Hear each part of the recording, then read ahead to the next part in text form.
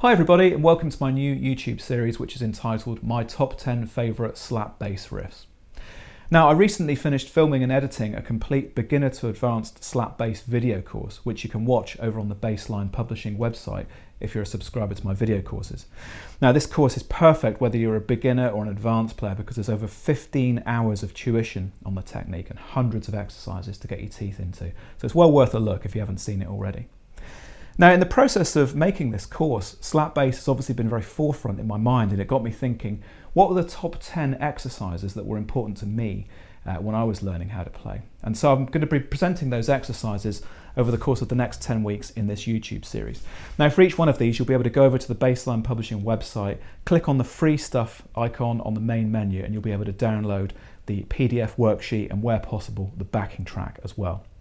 Okay, so without further ado, let's get started with the first instalment. This is going to be Flea's bass line on the Red Hot Chili Peppers classic, Nobody Weird Like Me.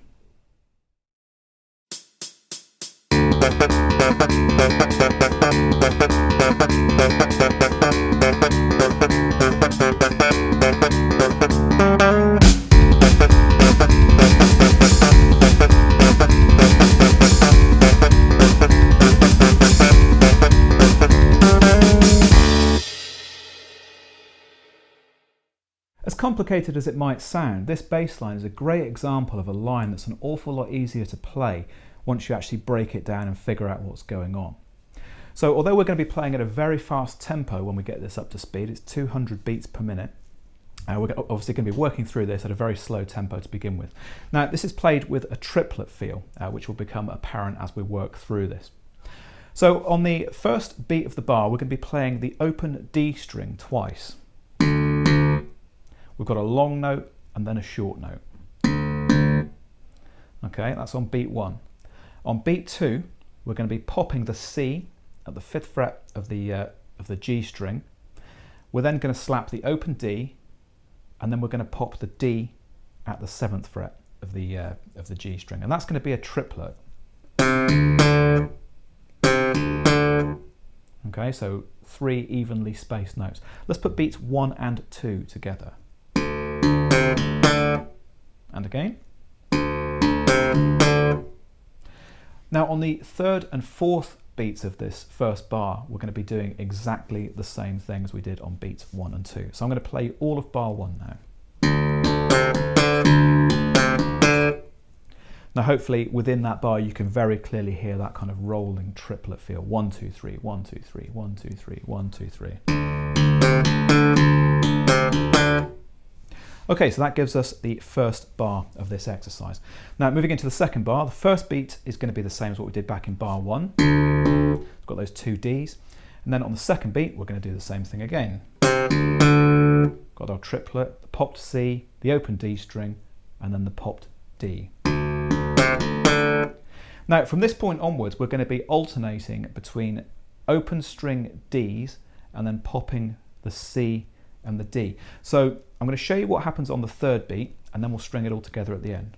So on the 3rd beat we're going to play the open D string, pop the C and then play the open D string again. Then on the 4th beat we're going to pop the C, play the open D string and then pop the D. So I'm going to play all of bar 2 slowly now.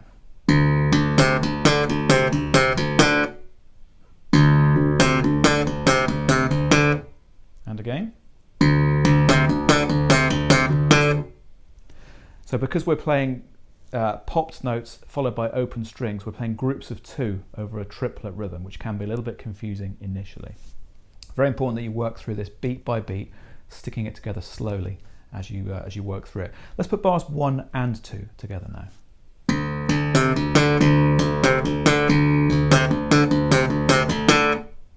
And again.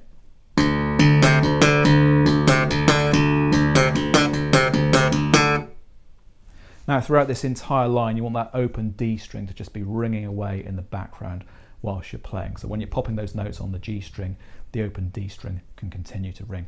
Now that 2-bar phrase is played 3 times, which is going to give us 6 bars. So in the 7th and 8th bars of the exercise, we're going to be doing something a little bit different. In bar 7, we do the same thing as we did back in bar 1.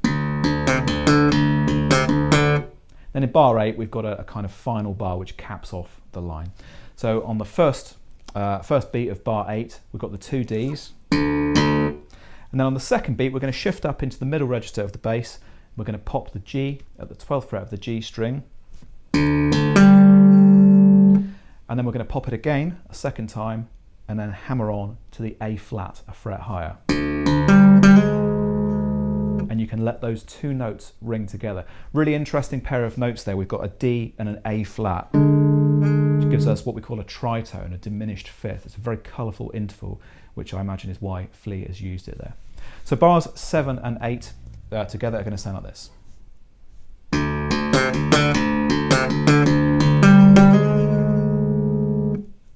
And then you're going to play the line through for a second time. Okay, so I hope you enjoyed the first instalment in my new YouTube series. Now don't forget to head over to basslinepublishing.com, click on free stuff on the main menu and download the PDF worksheet and the backing track for this exercise. I'll see you next week for another slap bass line.